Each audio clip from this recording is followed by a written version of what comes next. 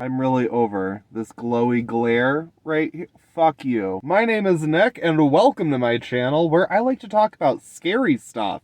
You guys, the day has come, unless some unforeseen event occurs and this movie theater lights on fire or something, but Candyman is out. We have all been waiting so long for this movie. Don't worry, I'm not going to do the entire review on my phone, but I just wanted to do a little bit of a before because I honestly could not be more hyped. I don't know how anyone could not be hyped for this movie. I actually talked with a friend who was like, and I was like, you're stupid.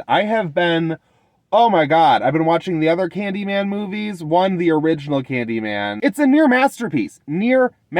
I love that movie. And I have a really good feeling about this new one. I've only heard good things, but I've stayed away from all reviews. I have not watched any other clips or trailers. One thing I want to say before going in, because I feel like this is something that's probably out there and everyone already knows and is talking about it, but I am hoping that this is part of the film because as I was watching the original Candyman a couple nights ago, I noticed that Vanessa Williams' character, Anne-Marie, that's her name, Anne-Marie, and she apparently is also playing the same character in this movie, and also little baby Anthony is Yahya Abdul-Mateen II's character. Well, at least I noticed on IMDb, same names. Is it just a nod? That would be stupid. I really want them to be from the original movie and carrying it on, but in a totally new and different way. I don't know if that's already just everyone's yeah, we know, Nick. I just that would be a nice little tie-in. It would work. It makes sense from what I can tell about the plot of the film. I don't know. I'm so excited to see this movie. And honestly, I even got here a little bit early because I'm I want to get a good seat. I want to have a good experience. And it looks like it's actually not that busy, which I'm kind of surprised about. But hopefully it's a kind of empty theater and I get to have a great experience without anyone ruining it. Let's go see Candyman. And the legend is, if we say his name 5 times while looking in the mirror, we could summon him. Summon the Candyman. Hell no. Okay, so I am definitely going to have to do a spoiler review to really talk about this movie, because I don't think you can talk about this movie without talking about this movie. But I will do a spoiler-free review right now and talk about the basics. Let's go over all of the good things and why you should see this movie immediately, if you can.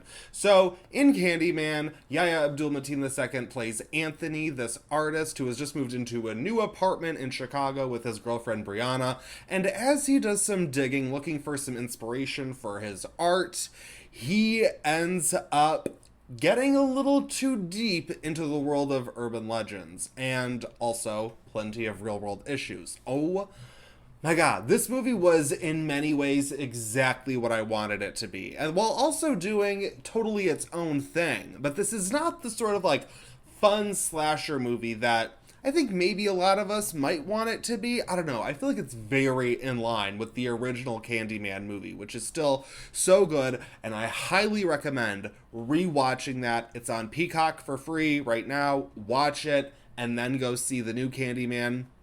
I wouldn't say they're so close. I wouldn't do a double feature of the two, but at the same time, I think you definitely want to have all of those details fresh. And also, goddamn, again, Candyman is so damn good, but so is this Candyman. Now, as far as the acting is concerned, I really liked the characters. I thought the characters were great. I love the relationships between them. Yahya Abdul-Mateen II is just one of those actors that I have a crush on, so I'm a little biased. But also, he's definitely a good actor, but his performance in this movie, I legitimately think he's a really good actor, but in this movie, there's a shade of Jack Nicholson. Without really getting too deep into the movie, it's definitely him kind of, doing that artist spiral where they're getting too deep into their work. We've kind of seen it done before. Definitely, it doesn't feel too been there, done that. There is an element that I really enjoyed that really worked for his journey. There's a tad bit of body horror, but I don't want to say too much more than that, but that is so good. But there is almost a level of goofiness that didn't take me out of the movie, and I definitely think it was intentional. I don't think it was actually goofy. There's just you from the very beginning. There's almost a little bit of googly eye action where I'm like, oh, he's gonna get a little too crazy, isn't he? And not really, but there was just something a little off for me where it was like, okay, but the real standout, not really a surprise. I mean, Tiana Paris has been doing great work. No wonder both she and Nia DaCosta went immediately from this movie into the Marvel Cinematic Universe. Like, of course, they're the greatest strengths. Her character, Brianna, is so... I feel like she's so great that I feel like some people are almost going to have some problems with the development of her character in one aspect, but we'll see how people feel about different things. But she is so great in the role. I mean, so perfect. She's just so strong. She really captures this really difficult dynamic, especially within the relationship, and also what she's balancing with her personal life. I feel like people, yes, could have problems. I think she does such a good job with her performance that I buy it enough to go along with what's happening, especially in like the end of the second act heading into the third. And you really need to. I also loved Nathan Stewart-Jarrett as her brother Troy. He is hilarious and also fantastic in his own right as a character. It was nice to see some gay characters and like immediately in this movie. That was great. I also have to shout out Coleman Domingo because he's just like amazing in everything. Like, if you haven't seen Zola, that's another recent performance of his that's just great. And of course, he definitely accentuates his character here. I want to jump straight to Nia DaCosta because I'm going to be perfectly honest. I didn't love her other movie, Little Woods. It just wasn't, I didn't think it was as strong. What I have to say is so good. What she definitely brings from that movie that works so well in Candyman is this movie has atmosphere. From the very beginning, it had a tone, it had a vibe. I was like, from the opening credits, I was like, yes, I'm so into this. But like, the atmosphere in this movie, there's this like gothic sense to it that's so enjoyable. It makes the entire story play out in a really like creepy, it's just like there's like this extra layer of creepiness over everything, so all of the story beats happening beneath that I think are just punched up that much more. Now let's talk about the horror elements. This movie definitely has its gore. It might not have as much as some people may want. Again, this isn't really a slasher movie. I mean, I still think it is, but at the like the body count is pretty sizable, but like the way the deaths are shown and the types of deaths, I mean, they're just different. Like there's one, all I will say was the one at the window. There's a window kill that is so good. Like I loved it. That was probably my favorite in the movie, but like they're not very gory necessarily. And then they are. Although the movie doesn't really have scares. There aren't really like scares, but it's all sort of like woven in through the story where it is a horror story, but we're definitely focused on the characters and their journey. And I feel like going to what I was talking about in the introduction, which again might just be out there. I don't know. I always like to do my review before I like, I don't know, get into like the internet talk about things.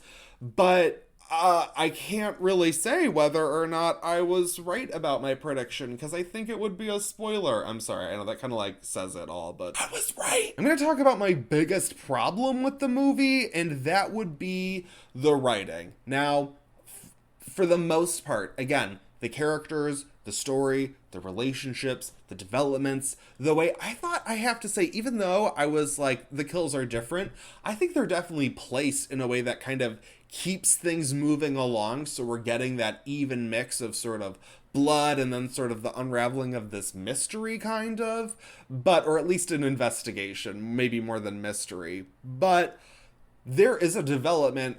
Again, I'm just gonna have to be able to talk about it in a spoiler video because there isn't like really spoiling things, but there's just a development in the third act that I feel like could have been completely removed, and I really didn't feel like it added anything, like, at all.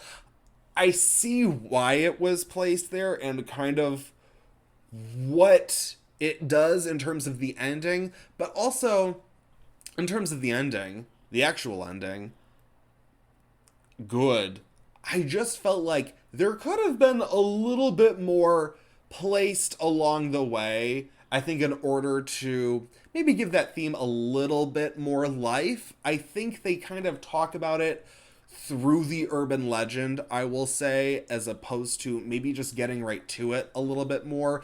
And I think maybe this movie would have benefited a little bit from that, because the ending certainly doesn't come out of nowhere. And I'll tell you, if you've watched the trailers for this movie, you've seen way too much. It's still definitely worth seeing because all of the story isn't spoiled, but you've definitely seen the beats and you can kind of be able to place it together. And I knew that ending was coming and I was very excited for it, but I think it almost, I almost had a better experience because I had pieced that together from the trailer, whereas I wish the movie did that a little bit more, and I think that ending would have been even more emotionally satisfying. As for the concept, I'm gonna give Candyman, I would say, a 4 out of 5, because I really enjoyed mostly the way that this movie managed to balance, maybe more so juggle, as many ideas and themes as it does. I think that was one of the biggest strengths of Candyman 1992.